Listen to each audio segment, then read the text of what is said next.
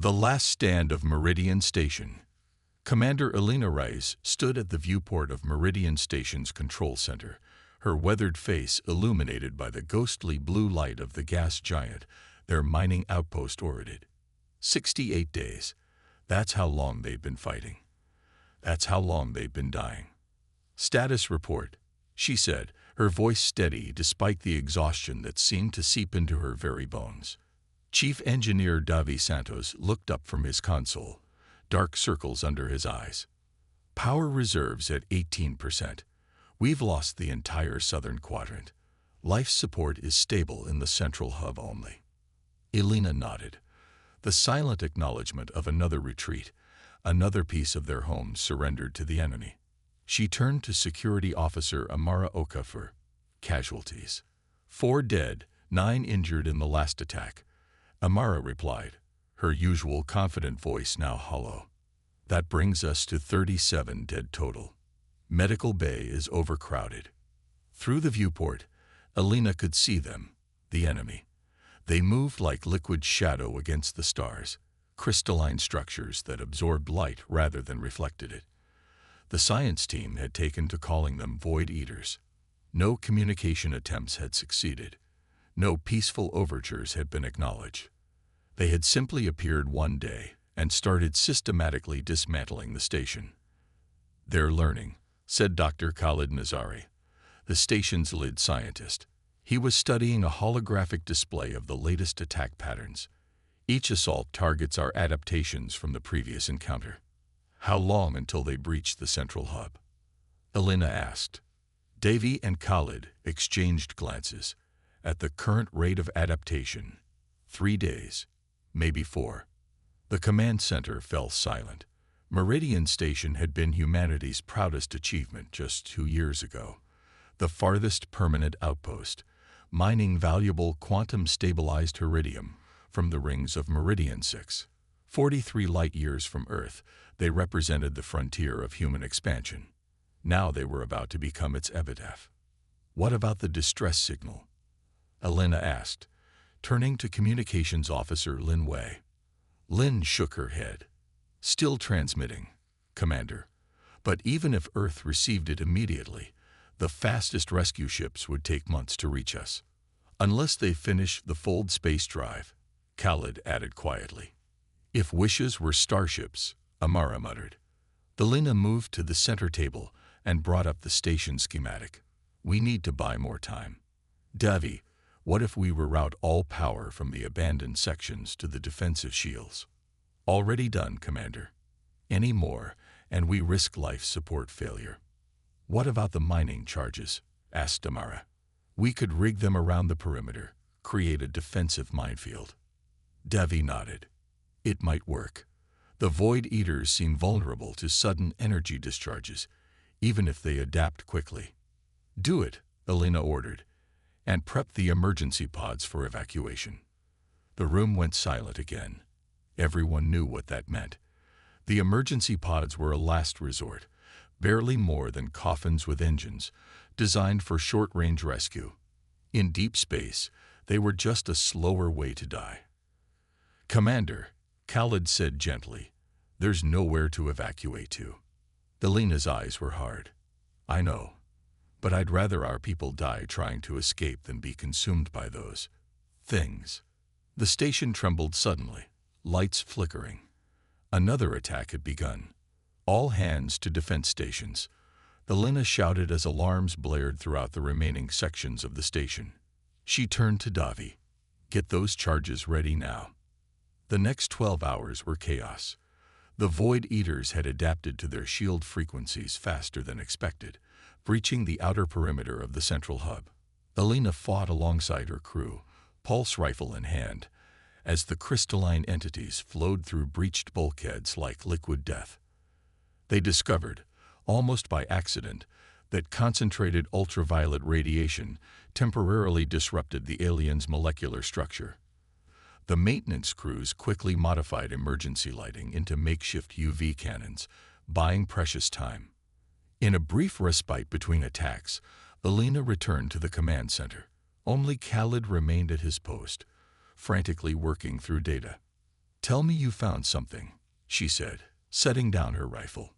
Khalid didn't look up. "Maybe. The spectral analysis shows these entities absorb radiation across most of the spectrum, but they emit waste energy in a very specific frequency range, just beyond our sensors' normal detection capabilities. Can we use that? If we have the right equipment, perhaps. But we'd need to reconfigure our entire sensor array, and we simply don't have the time or resources." Elena stared at the tactical display.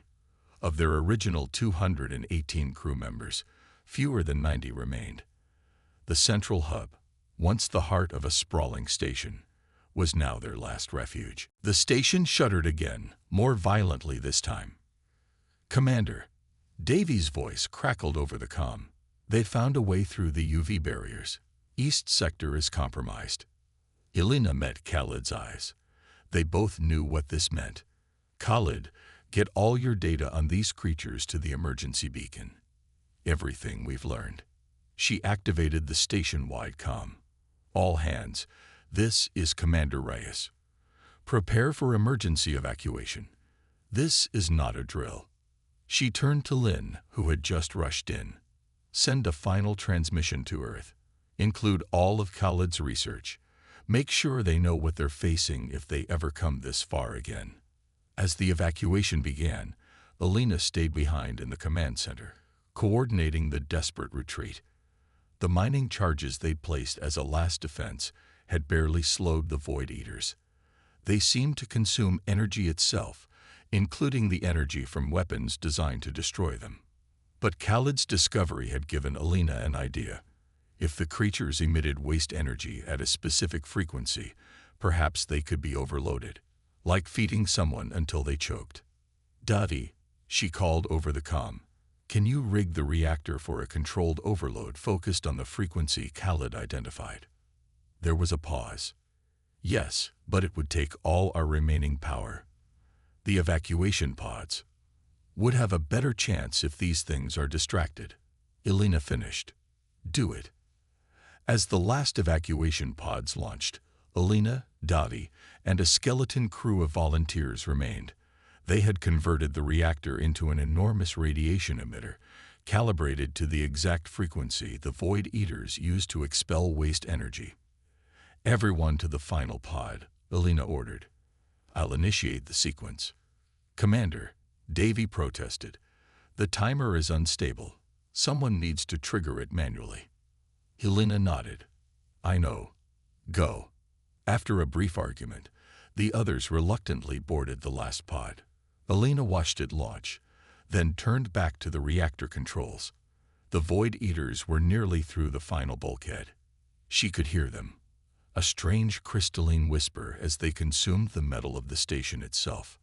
She opened a channel to the evacuation pods. "This is Commander Reyes. When you reach Earth, if you reach Earth, tell them what happened here. Tell them how we fought. And tell them what we learned." As the bulkhead finally gave way and the first of the crystalline entities flowed into the chamber, Elena smiled grimly and pressed the overload sequence. The station erupted in blinding light, as radiation at the precise frequency the Void Eaters could not absorb flooded every corner. The creatures, unable to process the energy, began to fracture and shatter. In the silence of space, no one heard the explosion. But across 43 light-years, a desperate message was already racing toward Earth, carrying the knowledge bought with the lives of the crew of Meridian Station. And unknown to Elena, as her consciousness faded in the radiation storm she had created, a response was already on its way. For Earth had indeed completed the experimental fold space drive, and the greatest armada humanity had ever assembled was preparing to make the jump. Earth's thunderous response. Admiral Marcus Chen stood on the bridge of the EDF Retribution, flagship of Earth's first fold space-capable battle fleet.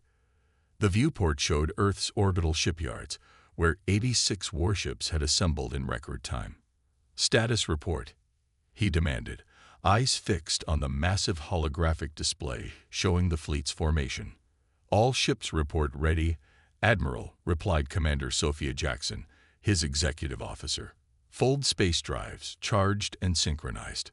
Marines and dropships prepped for boarding action. Marcus nodded, the weight of command heavy on his shoulders. 3 weeks ago, a desperate transmission had reached Earth from Meridian Station, humanity's most distant outpost. The message contained fragmented data about an unknown hostile species and ended abruptly with radiation signatures indicating a massive explosion.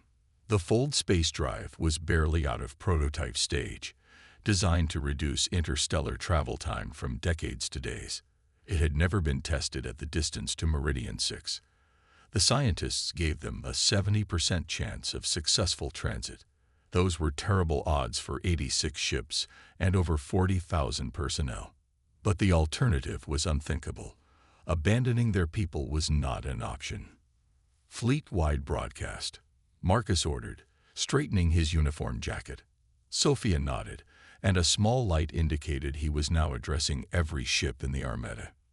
This is Admiral Chen. In moments, we will attempt humanity's first long-range Fold space jump. Our destination is Meridian Station, 43 light-years from Earth. Our mission is to rescue any survivors and engage the hostile entities that attacked our outpost. He paused, looking around at the determined faces of his bridge crew. The Fold space technology is new. The enemy is unknown. I cannot promise you all will return. His voice grew stronger. But I can promise you this. Humanity does not abandon its own. Today, we keep that promise. Today, we show that distance means nothing when our people are in danger. Marcus nodded to Sophia to end the transmission. Begin jump sequence. Across the fleet, navigators inputted the precise coordinates. Engineers monitored the massive energy buildup in the Fold space drives. Weapon systems were primed and ready. The stars began to blur around them as space itself folded, creating a tunnel through the fabric of reality. The Retribution shuddered, and for a heart-stopping moment, Marcus thought they had miscalculated. Then, with a flash of light that momentarily blinded their sensors, the fleet emerged into unknown space. Status. Marcus barked as alert signals flashed across the bridge. 79 ships accounted for, Sophia reported, voice tight. 7 failed to make the transition. Sensors coming back online now. The main view screen cleared, revealing a gas giant dominating the view. Meridian 6, and orbiting it, the broken remains of Meridian Station. Life signs. Marcus asked, dreading the answer. The sensor officer worked frantically. Faint readings, Admiral. Multiple small craft, emergency pods. They're still out there. A cheer went up from the bridge crew, quickly silenced as new readings appeared. Sir, the tactical officer called out, we're detecting unusual energy signatures around the station remnants and the evacuation pods, crystalline structures, moving independently. The science officer, Lieutenant Commander Raj Patel, was reviewing the data transmitted from Meridian.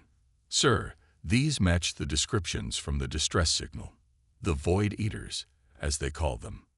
Battle stations, Marcus ordered. All ships form defensive perimeter around those evacuation pods. Prepare rescue teams. As the fleet moved into position, they got their first visual confirmation of the enemy. The Void Eaters were beautiful in a terrible way, like liquid obsidian formed into geometric shapes that constantly shifted and flowed. They moved through space without apparent propulsion, absorbing stellar radiation and debris alike. They're attacking the pods, Sophia reported urgently. Weapons free, Marcus ordered. Target those things and fire at will. The human fleet opened fire, energy weapons, and kinetic projectiles streaking toward the alien entities. Initially, the barrage seemed effective, shattering several of the crystalline structures into fragments. But within minutes, the Void Eaters adapted. They began absorbing the energy from weapons fire, growing larger and moving faster. Kinetic rounds simply passed through their increasingly fluid forms. They're learning, Raj said, analyzing the data streaming in, just like the Meridian crew reported. But there's something else, According to Dr. Nazari's notes, they emit waste energy at a specific frequency. If we could flood the area with radiation at that frequency, we might overload them, Marcus finished, remembering the final notes from Commander Reyes. Precisely. But we'd need to reconfigure the entire fleet's sensor arrays into emission devices. It would take hours. Marcus watched as 3 smaller ships were enveloped by the Void Eaters, their hulls dissolving before rescue teams could reach them. We don't have hours. Can we modify our fold space drives instead? Rad's eyes widened. The drives generate massive energy at calibrated frequencies. If we reversed the polarity and synchronized all remaining ships. Do it, Marcus ordered. All ships to maintain defensive formation around the escape pods. Prepare for emergency fold space drive modification. As engineers across the fleet worked frantically to reconfigure the experimental drives, the battle intensified. The Void Eaters, sensing the greater energy source the warships represented, began to concentrate their attacks on the fleet rather than the vulnerable escape pods. This gave rescue teams the opportunity to retrieve the survivors, just 27 people from the original crew of Meridian Station. Among them was Chief Engineer Davi Santos, who immediately offered his expertise to help modify the fold space drives. Commander Reyes discovered their weakness. He explained, voice raw with emotion. She sacrificed herself to save the escape pods, using the station's reactor to generate radiation at the frequency they couldn't absorb. We're trying the same approach, Marcus told him, but on a much larger scale. 3 more ships fell to the Void Eaters before the modifications were complete. The crystalline entities had grown to massive proportions, some now larger than the warships themselves. All ships report ready, Admiral, Sophia announced. Fold space drives reconfigured. Marcus took a deep breath. This was an incredible gamble. The modified drives might tear the fleet apart rather than harm the Void Eaters. Synchronize drives and initiate on my mark, he ordered. Then, opening a channel to the fleet. All personnel, brace for potential system overload. This is our best shot. As the Void Eaters surrounded the fleet, forming a crystalline net that began to contract around the human ships, Marcus gave the order. Mark. 76 fold space drives activated simultaneously, not to create tunnels through space, but to flood the area with precisely calibrated radiation at the exact frequency the Void Eaters used to expel waste energy. The effect was immediate and spectacular. The crystalline entities froze in place, their fluid motion halting as they were forced to absorb more energy than they could process. Fractures appeared in their structures, spreading like lightning across their surfaces. Increase output to maximum, Marcus ordered. The drives screamed in protest, systems overheating across the fleet. But the strategy was working. The Void Eaters began to shatter, exploding into clouds of inert crystalline dust. Within minutes, it was over. The space around Meridian 6 was filled with glittering particles, all that remained of the entities that had destroyed the station. Stand down from battle stations, Marcus ordered, his voice hoarse. Begin recovery operations and damage assessment. The cost had been high. 11 ships lost with all hands, 17 more severely damaged. But they had saved the survivors and eliminated a threat that could have eventually reached Earth itself. In the aftermath, as medical teams treated the Meridian survivors, Marcus found Davy Santos staring out a viewport at the debris field that had once been his home. Commander Reyes would be proud, Marcus told him quietly. Her discovery saved us all. Davy nodded, tears in his eyes. She always said that humanity's greatest strength wasn't our technology, but our refusal to abandon each other. 6 months later, a new station orbited Meridian 6, larger, better defended, and home to a permanent Earth Defense Force presence. The fold space technology that had made the rescue possible was now being implemented throughout the fleet, opening the galaxy to human exploration. In the station's central plaza stood a memorial to the crew of the original Meridian Station and the ships lost in the battle against the Void Eaters. At its center was a statue of Commander Elena Reyes, her face turned toward the stars. The plaque at its base read simply, "They stood alone against the darkness, but they were never truly alone. For as long as humanity exists, distance will never separate us from our own." And across the galaxy, other species took note. The beings they had dismissed as primitive newcomers had defeated an ancient threat no other civilization had managed to overcome. Humanity had announced its arrival on the galactic stage, not just with technological achievement, but with an unbreakable commitment to their own kind. They would never face extinction alone again.